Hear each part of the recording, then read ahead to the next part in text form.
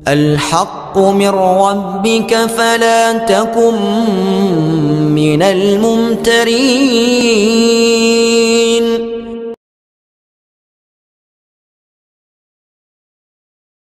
Dukun dakwah Al-Haqqu TV, pembangunan asrama, panti asuhan dan pondok pesantren Al-Haqqu, serta pembangunan Masjid Islami Center Al-Haqqu.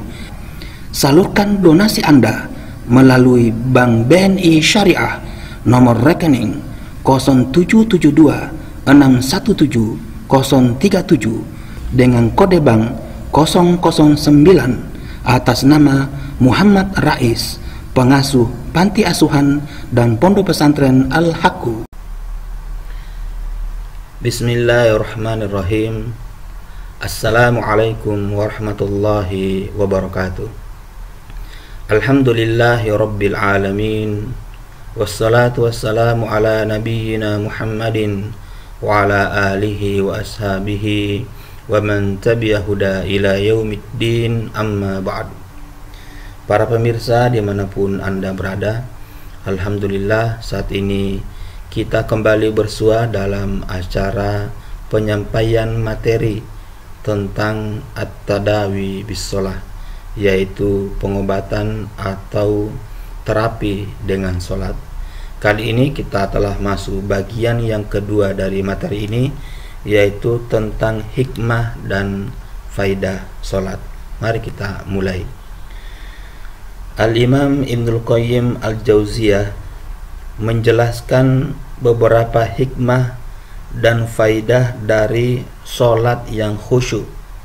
Dia mengatakan sholat itu mencegah perbuatan dosa, menangkal penyakit hati, mengusir penyakit tubuh, cahaya penerang hati, membuat wajah jadi berseri-seri, menyehatkan badan dan jiwa, mendatangkan rezeki, mencegah kezaliman, serta menolong orang yang terzalimi.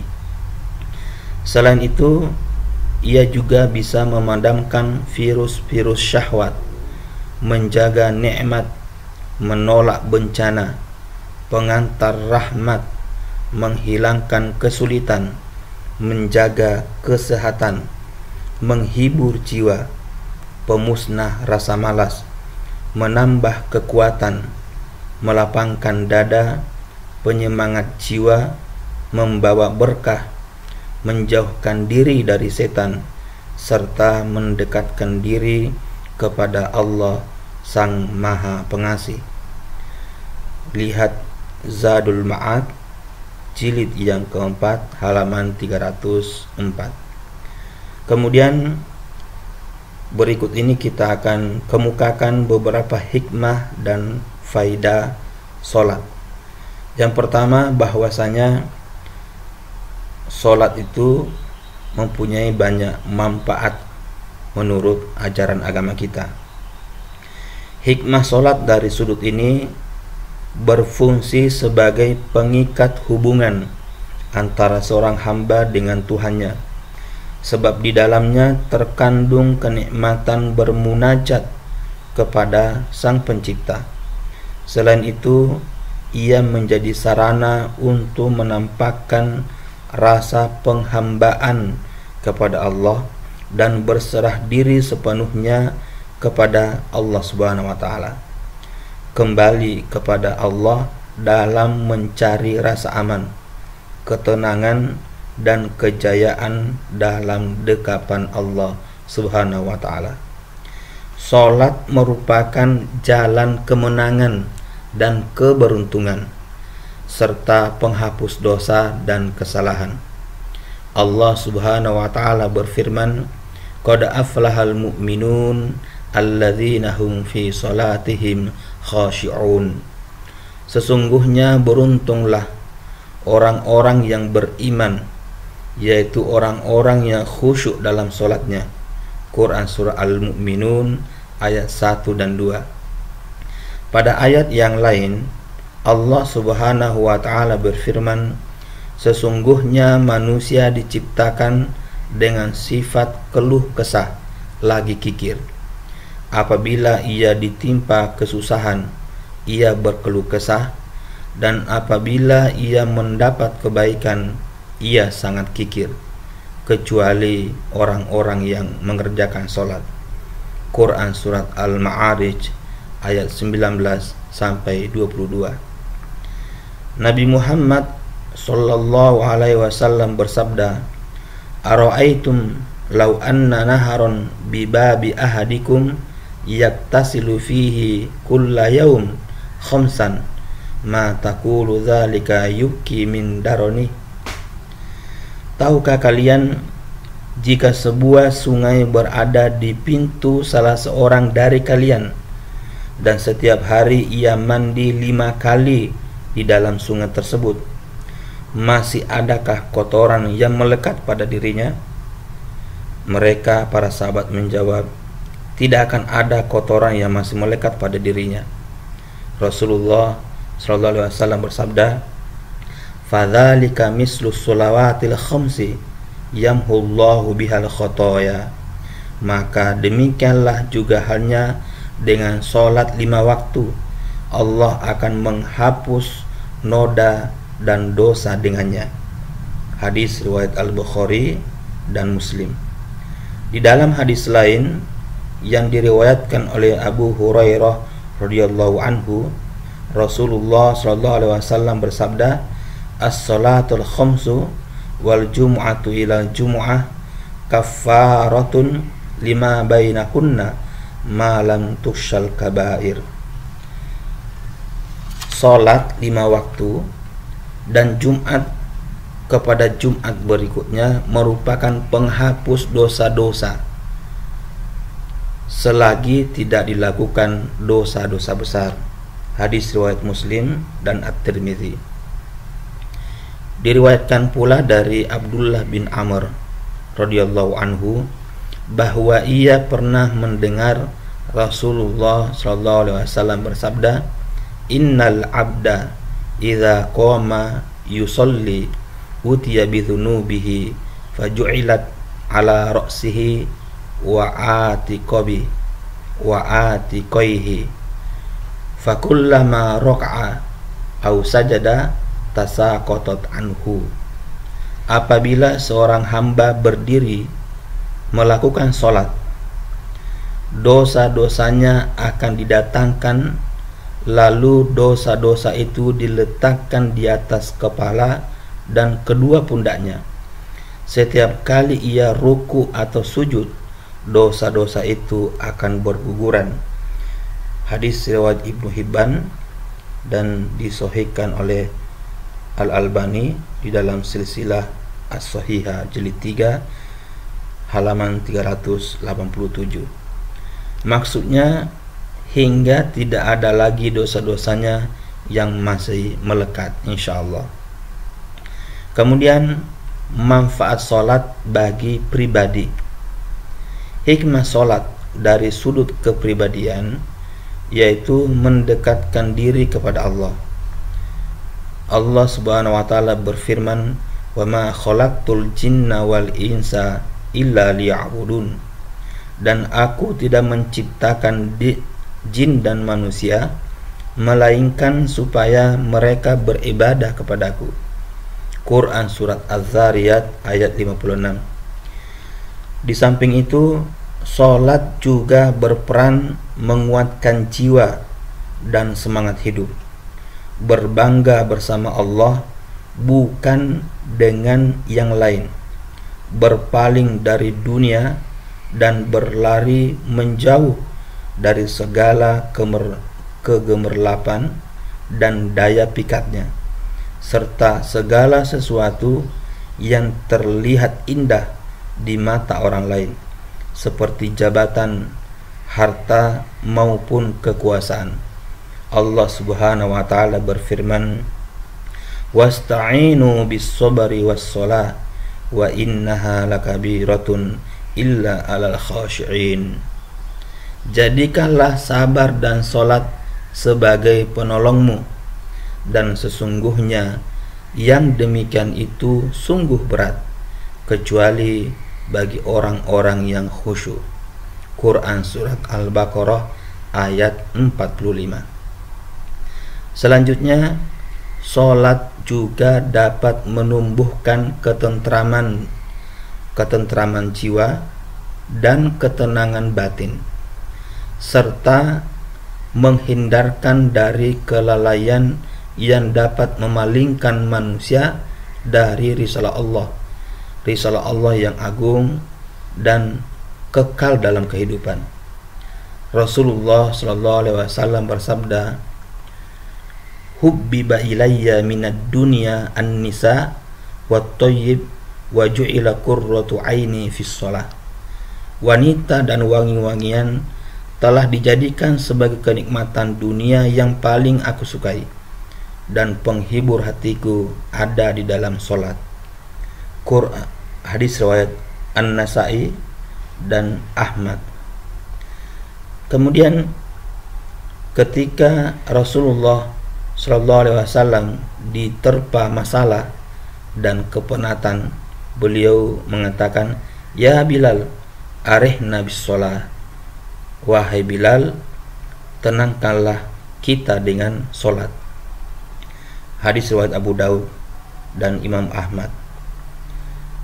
Di dalam solat terkandung unsur latihan kedisiplinan serta selalu menjaga ketertiban dalam bekerja dan semua urusan. Sebab solat senantiasa dilaksanakan pada waktu-waktu yang telah diatur. Melalui solat, seseorang dapat mempelajari banyak hal, seperti menekuni sifat kelembutan, sopan santun, ketenangan, dan kesabaran.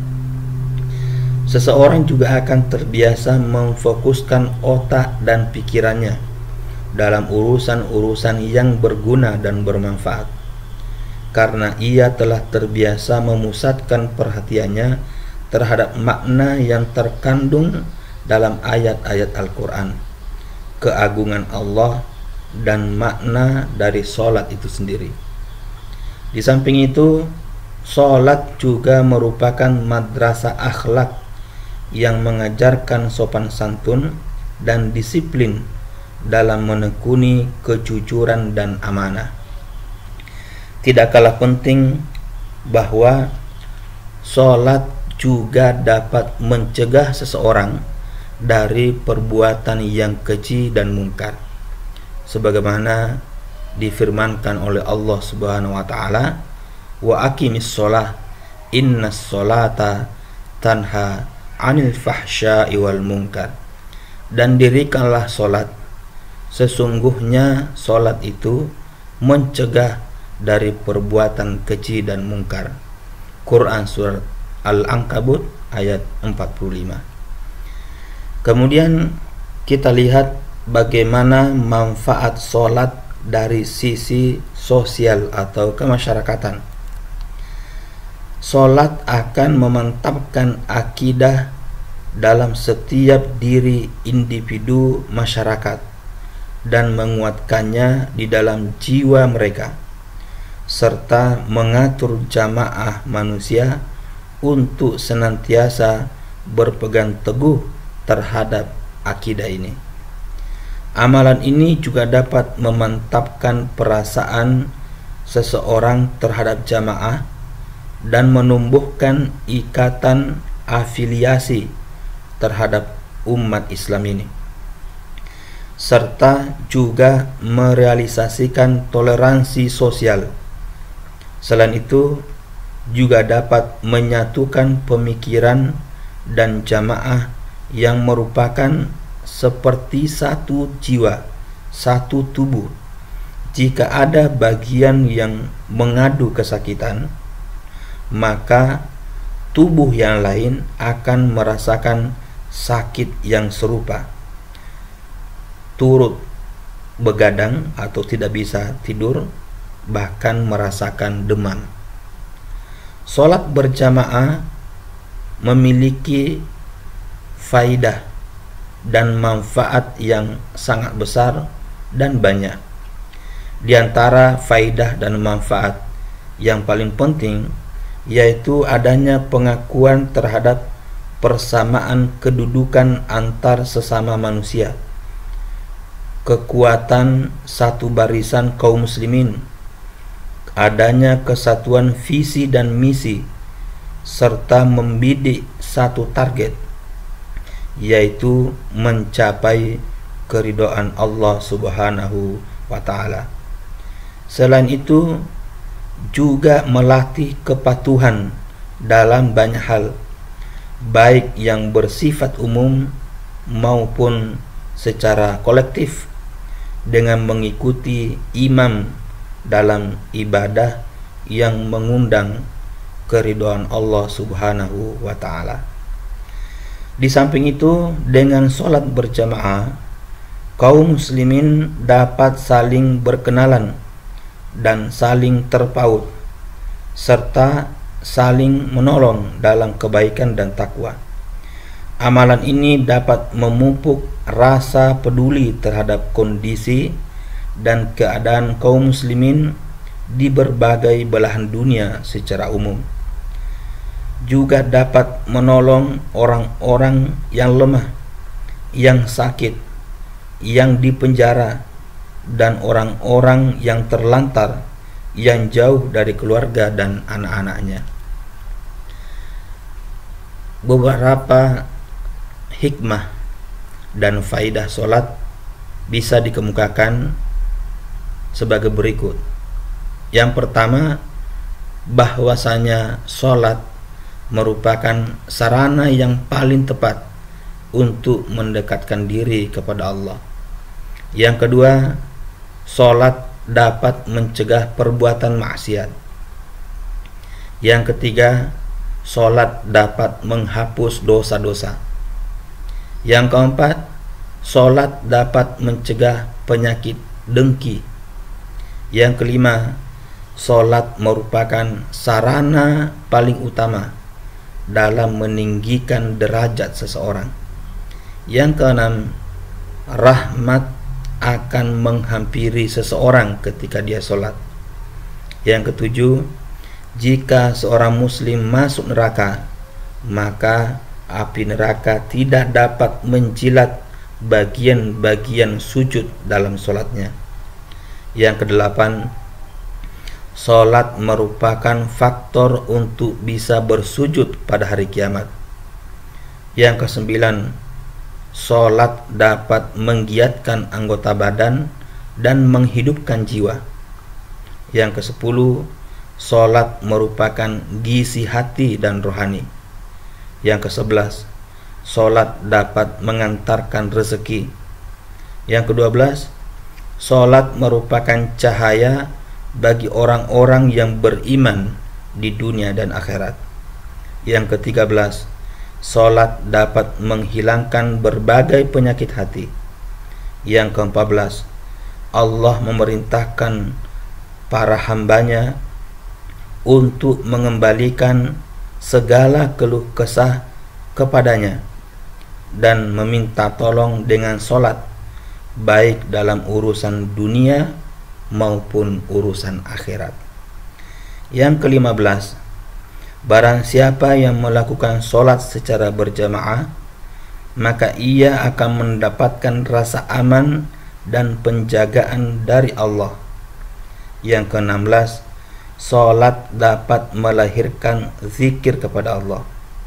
Yang ke-17, Allah memberikan pahala dan ganjaran yang sangat besar terhadap sholat, serta memerintahkan kita untuk itu. Yang ke-18, memelihara sholat merupakan faktor diterimanya setiap amal perbuatan. Yang ke-19, dengan menjaga sholat dapat menyelamatkan seseorang dari sifat-sifat munafik. Yang ke-20, dengan memelihara sholat dapat menjamin keselamatan untuk tidak dikumpulkan bersama Fir'aun, Qarun, Haman, dan Ubay bin Khalaf. Kemudian 21, sholat merupakan pelipur lara dan penyejuk mata. Yang ke-22, buah dan hikmah solat adalah dapat menghibur hati dan membuat wajah berseri-seri. 23. Solat dapat mencegah perbuatan keji dan mungkar. 24. Solat sebagai pemusnah kezaliman. Yang ke-25, solat sebagai peredam dan penakluk syahwat. Yang ke-26, solat sebagai pelanggeng nikmat dan penolak musibah. Yang ke-27, solat sebagai pengundang rahmat dan penyingkap duka. Yang ke-28, solat sebagai pemusnah penyakit-penyakit hati, baik yang berupa syahwat maupun syubhat.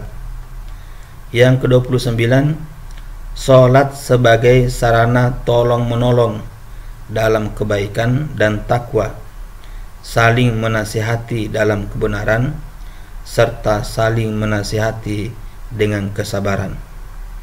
Yang ke-30, solat sebagai sarana untuk saling mengenal antar sesama kaum muslimin.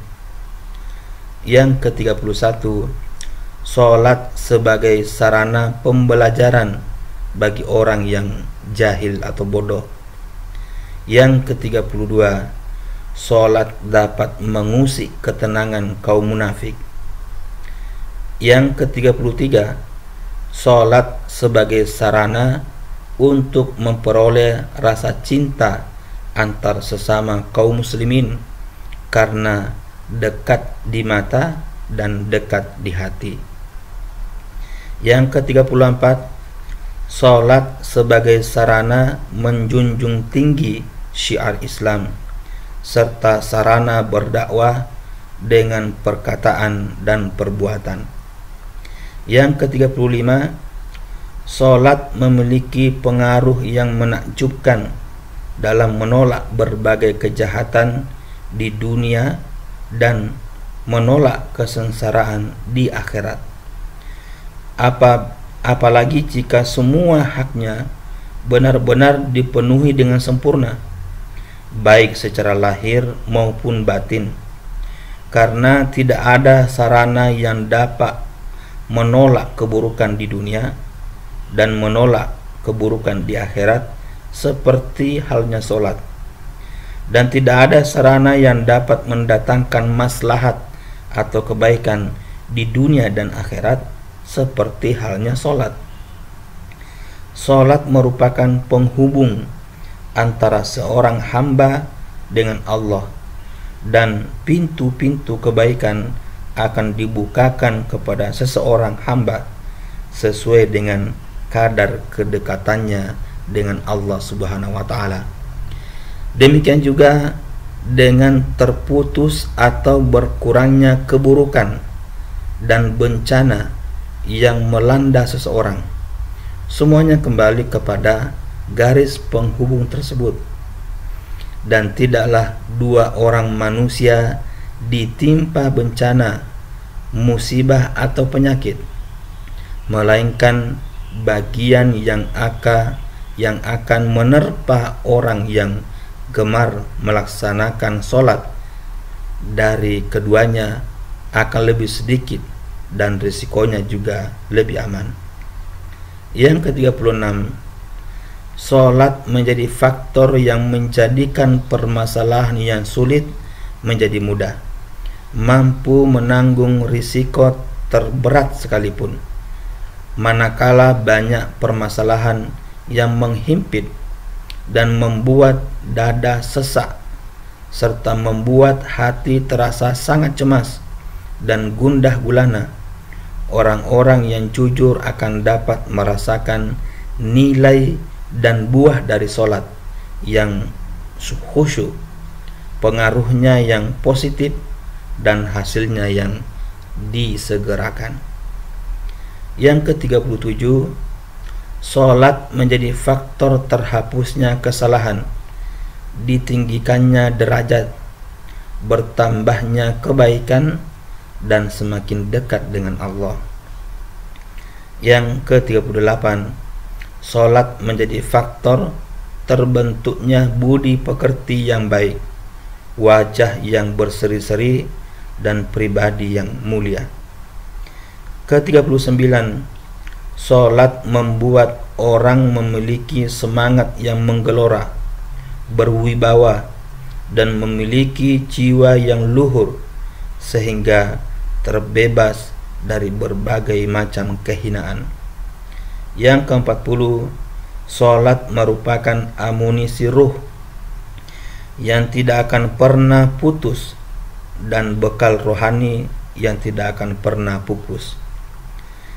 Yang ke-41, salat merupakan makanan dan minuman yang paling utama bagi pohon iman, karena salat akan mengokohkan dan menumbuhkan iman. Yang ke-42, memelihara salat dapat menguatkan keinginan seseorang untuk melakukan hal-hal yang baik. Selain itu juga dapat memudahkannya untuk melaksanakan ibadah serta memupuskan dan melemahkan unsur-unsur kejahatan dan kemaksiatan di dalam dirinya. Hal ini merupakan perkara yang jamak terjadi dan dapat disaksikan dengan mata telanjang. Silakan Anda perhatikan seseorang yang senantiasa memelihara sholatnya, baik yang wajib maupun yang sunnah. Niscaya Anda akan menyaksikan pengaruh dan dampaknya dalam setiap amal dan tingkah lakunya. Yang ke-43, bahwasanya sholat dapat membuat pelaksananya tetap kokoh ketika diterpa berbagai badai fitnah. Oleh karena itu, mereka yang memelihara sholat merupakan orang-orang yang tampak lebih kokoh ketika dihadapkan berbagai macam fitnah. Yang ke-44, bahwasanya sholat dapat mengobarkan semangat dalam hati seorang mukmin untuk menjaga syariat Islam. Yang ke-45, sholat merupakan obat berbagai penyakit yang menempel dalam jiwa manusia, seperti bakhil, hasad atau dengki, cemas, takut, dan sebagainya. Yang ke-46, jika dipandang berdasarkan ilmu kedokteran, sholat mengandung berbagai macam gerakan olahraga dan dapat menguatkan organ tubuh serta bermanfaat bagi jasmani. Yang ke-47, sholat dapat mengatasi berbagai penyakit dan gangguan pada perut, karena sholat merupakan olahraga hati dan olahraga badan secara bersamaan. Amalan ini mengandung beragam gerakan dan posisi, sehingga banyak persendian yang bergerak seiring dengan hal itu. Selain itu, banyak organ tubuh yang bergetar dengan bersamaan dengan pelaksanaan sholat itu sendiri, seperti usus, alat pernafasan, dan pencernaan. Di samping itu, bersuci yang dilakukan sebelum sholat ternyata juga mengandung banyak manfaat. Semua itu sangat nyata serta dapat dirasakan dan disaksikan dengan panca indera. Kemudian yang ke-48, bahwasanya sholat juga dapat menerangi hati, melapangkan dada, serta menggairahkan jiwa dan raga. Telah jamak diketahui oleh berbagai kalangan ahli medis bahwa segala usaha untuk merehatkan hati dan membuatnya tenang serta menghilangkan kegundahan dan kegalauannya merupakan faktor paling utama untuk memulihkan kesehatan tubuh. faktor tersebut juga bisa menjadi pencegahan terhadap berbagai penyakit dan dapat meringankan penderitaan atau rasa sakit. Kemudian tentunya ini merupakan obat yang sangat mujarab, obat yang manjur dan dapat dirasakan. Faktor tersebut hanya bisa didapat melalui sholat, khususnya dalam sholat malam pada waktu sahur. Kemudian yang terakhir, para pemirsa, tentang manfaat dari sholat ini, bahwasanya sholat yang dilakukan dengan khusyuk memberikan manfaat yang sangat besar bagi otak. Hal ini diakui oleh para pakar medis saat ini.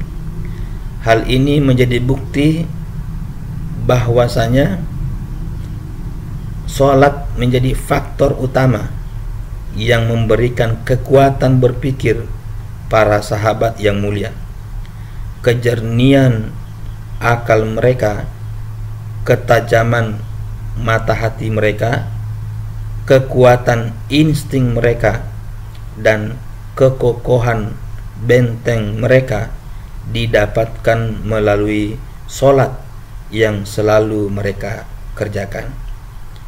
Jadi para pemirsa semua, sungguh luar biasa tentang manfaat dari sholat ini, karena mencakup jiwa dan fisik dan juga berdampak dalam kehidupan sosial. Oleh karena itu, jangan sampai kita meremehkan sholat ini. Kita harus menjaganya sebaik-baiknya, apalagi sholat fardu memang difardukan, diwajibkan, yang tidak boleh ditinggalkan sama sekali apapun uzur atau halangannya, kecuali wanita kalau ada halangan tentu tidak sholat. Tetapi bagi kita para laki-laki tidak ada alasan untuk meninggalkan sholat selama orang itu sudah balik, kemudian dia dalam keadaan sehat atau berakal, tidak dalam keadaan gila. Karena orang gila tentu tidak diwajibkan untuk melaksanakan sholat. Demikian para pemirsa semua, mudah-mudahan bermanfaat kajian ini. Lebih kurangnya mohon dimaafkan. Billahi taufik wal hidayah. Wassalamualaikum warahmatullahi wabarakatuh.